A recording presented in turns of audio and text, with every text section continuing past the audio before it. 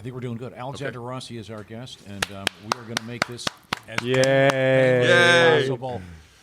Okay, now first we do It's a radio thing. First we do the eye check. Yes. We have noticed that so far the majority of the drivers have blue eyes. Vast majority. More so than the general Do population. they? Yeah. I feel like they're paying for that. I don't know that that's a They have a big contact bill. I don't think that's a prerequisite. Right? Mine are green or hazelish, actually. Hazelish.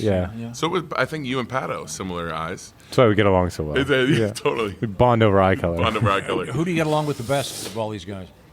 Well, You and Connor are good buddies, obviously. Connor and I are great. I mean, he lived on my couch for years. That's true. I forgot about that part. Honestly, everyone, man. Like, it's probably easier to say who I don't get along with. But I'm not going to do that. But it's such a tight knit community. Everyone has a lot of respect for each other. I know that's probably a boring answer, but it's true. I've seen it on the inside. What's interesting to me though there are a certain of you that have been around each other for a long time and have all these inside jokes. Yeah. So when I see you and Hinch and Connor and that crew together, it's always been fun for me. Kind of new to the group not to the group but to the area. Like, oh, these guys they got their own fraternity basically. For sure. Like Marco was a part of that as well. Oh, sure, absolutely. So yeah, there was definitely this unspoken kind of language that we all had, and it's cool, man. Like we all trust each other to go wheel to wheel at 230 miles an hour for 500 miles, and you got to have that kind of community aspect of it. But at the same time, you as soon as the green flag drops,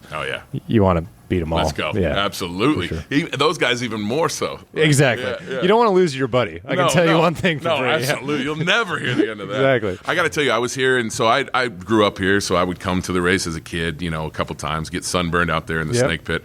But the first time I came and where I really got access was 2016. Nice. Good year. Yeah, it was a really good year. Yeah. And I remember Great vintage. distinctly seeing you come in, because I had a great spot overlooking, Victory Lane, and seeing you come in there, and it was still pretty early for you, right? Were you as surprised as I was? I didn't know enough to be surprised. Yeah. I was there with my buddy Simon, and so I was pulling for him. Yeah. And but I didn't, I hadn't really understood the sport. Sure. But I do remember thinking, Same. like, this guy. Yeah, exactly. I mean, what number was that for you? 1. That was 1. Yeah. Exactly. It was like this dude comes out and wins his first race. Like that must have been a mind word that. Thank you. Yes.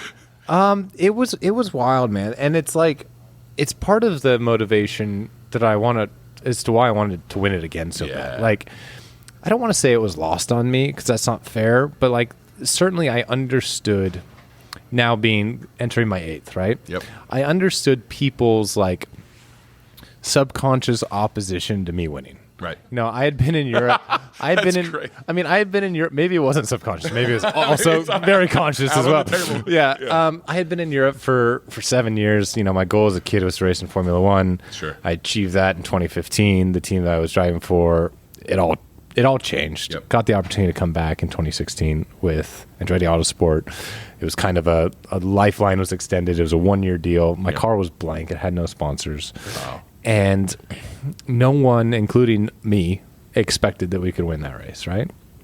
And we were good throughout the month. We qualified 11th. It's not like we were lost, but I didn't go. I went into it just trying to finish my first 500. It was my second race I'd ever done on an oval. That's insane. Wow. And so, like, when I won, a lot of people took my shock and surprise as like an unappreciation, and it wasn't that. It was I truly didn't really understand like how we had just accomplished what we did, and then like for sure the significance. So now coming back, it's like you want to win again because you understand why this race is so important. You understand what it means to motorsports, to the American public, to Indianapolis, to the people that come here. It's such a special race, and I'd love to win it again, knowing all of that. That's awesome. And I think that's such an interesting answer because I do feel like people don't understand. They don't understand what it takes, what it takes to win this race. I mean, it's insane. Yeah. And so the sheer shock of that, for sure. And it's funny because like I can pick out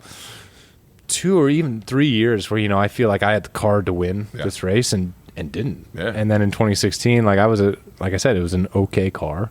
shouldn't have won the race, and we did. So it's a very special event from that standpoint. I truly believe that the track chooses its winner. Yeah. When it's your time, it's your time, and awesome. you just got to put yourself in the position. Well, when you and Simon were going toe to toe, was that 2019? I mean, it was a wild one, huh? That was. I'm in a hotel room in Chicago because I had to be up there, and we're my whole family. None of them watched racing, but they were all in. 50 people in a hotel room screaming, and like it was. That's what the sport's all about. 100%. And I think either of you could have won that, no question. It's funny, you just mentioned Marco, and then he shows up. I give him a shout out, and he continues to.